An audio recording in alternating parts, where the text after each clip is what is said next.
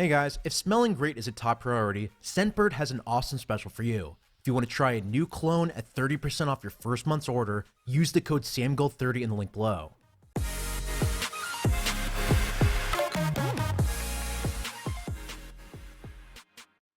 When it comes to Quinnen Williams, it's very easy to see why he's the best defensive player in the 2019 NFL Draft. Looking at his tape, his quickness, his hand usage, and his utter dominance makes him a very good prospect. Seriously, every single snap you watch, he plays with an effortless burst and knifing ability that allows him to quickly get into the backfield. Going through his film, if you wanted one game that truly showcased his abilities, look no further than his game against LSU. It was a domination from start to finish. There were so many big plays. He knifed between double teams, he used his favorite move, a club swing to penetrate, and he destroyed the offensive line all game long. Going into the fourth quarter, there was a 3-play sequence that I can't get out of my mind. In this series, Williams fought through pain, he fought through multiple double teams, and he still made a big impact. It was amazing, and I can't get over how good it was. Starting with the first play at the 15-minute mark, Williams penetrated hard into the backfield using a club swing move. This forced the quarterback outside. He then was completely laid out by an offensive tackle as he was running towards the sideline. Williams was slow to get up, but he still played on the next snap. On the second play, disaster struck once again. He was cut blocked to his right knee and looked to be in serious pain. At this point in my film study, I was a bit worried, and I'm not going to lie to you that I started scouring through injury reports. However, I then noticed that he was already back on the field for the very next play. Without losing a step from getting knocked to the ground, not once, but twice, he used his club swim move to split a double team before slam dunking the quarterback to the ground. That's 3 plays in a row where you saw him deal with pain, deal with multiple double teams, and he still made a huge play. Again, this was an awesome series, and it cemented him as one of the best pass rushers in this entire draft. Now, while his pass rush is certainly his best trait, do you know what made me fall in love with him as a prospect? It was his run defense and how he executed on simple plays like this one. On this particular snap, LSU ran their zone stretch play to the right. Williams lined up as the nose tackle, and he used his hands, hips, and feet all in rhythm to effortlessly shut it down. The running back saw Williams' helmet peek out from behind the blocker, was forced to cut backside, and then he was taken down for minimal gain. While this may not seem as impressive as some of his other snaps, just remember that Williams was doing this all being half a step behind his blocking assignment. He was tackle reading on this play as opposed to snap reading, so he was already at a disadvantage. For those that don't know, tackle reading is a lot more conservative and is used on 2 gapping assignments like this one, while snap reading, on the other hand, is great for penetration. I think Williams would be much better at penetrating the NFL, but in college he certainly dominated on this particular snap.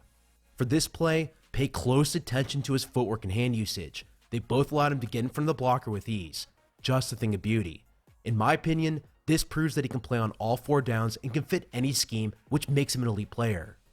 Now, while I could easily wrap up this video and tell you that he has no weaknesses, we all know that every prospect can improve when they enter the NFL. However, I had a very hard time pinpointing bad spots to his game. Even the ones I'll mention shortly were more or less one-offs, and I don't think they should impact him that much going forward. So with that being said, the first thing I'm going to say is functional strength. Williams needs to improve it. He needs to stand up better to double teams because he can get moved off his spot at times. I felt like he has amazing hands to stack and shed, but when he took on combos where he couldn't isolate, he'll need to get stronger in order to improve. The second thing I have to mention is a bit more general about Williams as a person. He unfortunately didn't test nearly as well as we hoped for. You look at a guy like Aaron Donald, who many have compared Williams to, and Donald crushed him in pretty much every single test. The 40-yard dash, the vertical jump, the broad jump, Donald won all these tests with ease. However, I will note that Williams is 2 inches taller, and Williams has 1 inch longer arms, but he's still not the freak athlete that we all want.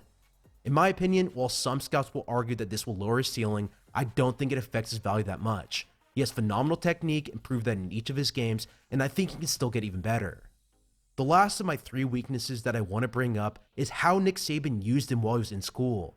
Williams played the majority of his snaps as a nose tackle on 1st and 2nd downs.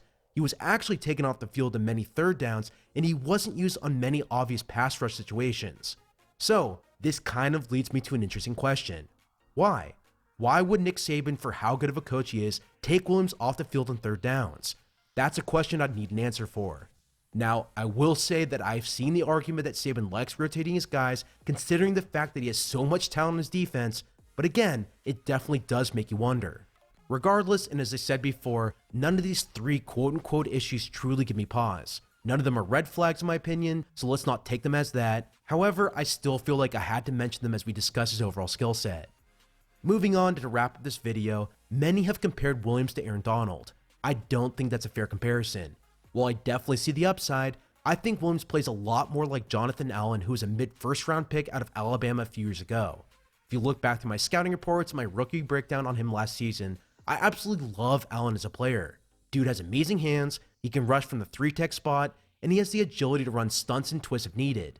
They also both had issues taking on double teams, but in my opinion, they easily had the talent to be top 10 players at their position. Overall, for how much I liked Allen coming out, I gave Williams an even higher grade. So if you want to say Allen 2.0, which is very hard for me to actually say considering how much I like Allen, I think it can be said in this case. I believe Williams is a complete player. Looking over the past few drafts, there's only one other player that I'd consider taking over Williams. That player is Myles Garrett, who is an already elite player in the NFL. Just like Garrett, I think Williams will be an elite player very shortly in his career and will instantly make his team a lot better. Have you gone up against any quarterback that slightly resembles Kyler Murray? No, I don't feel like I have going against a quarterback slightly resembling Kyler Murray, but I feel like Kyler Murray is not where everybody. What's that? No, I'm good. Alright guys, if you're like me, you know that clone is nice but you have no idea what to get, then my friends at Scentbird have a great product for you. They have a monthly clone service that allows you to try a new scent each month. It's a very cost-effective way to test out all 600 of their partner products. Plus, with thousands of reviews, it makes picking each scent easy. Every month, they mail you a travel size amount that lasts over 120 sprays. Yes, in a 30-day month, that's 4 sprays each day. This is much better than your sample vial that you grab at the mall. I love the convenience, and since I travel for work, they make it super easy to test out each scent. Over the past couple of weeks, I tested out 3 different clones. I grabbed Aqua from Bulgari, which is a nice oceanic citrus smell perfect for dating. Then I tried the one for men from Dolce & Gabbana. This made me feel super manly as it smelled like amber and tobacco. Finally, I tried Eros from Versace. This is great for all-day use at the office, and it has hints of vanilla and cedar that age as well as the day goes on. Again, if you want to mix things up but don't want to pay $50 for a brand new bottle of cologne, I highly recommend giving Scentbird a chance. You can get 30% off on your first month's order if you use my promo code SAMGOLD30 below. Thank you so much for watching this video. I really do appreciate it. As discussed before, I'll continue updating my big board on my Patreon account, and we'll be releasing mock drafts once April rolls around. Also, if you want to see what I'm working on next, you can follow me on Twitter at SamuelRGold.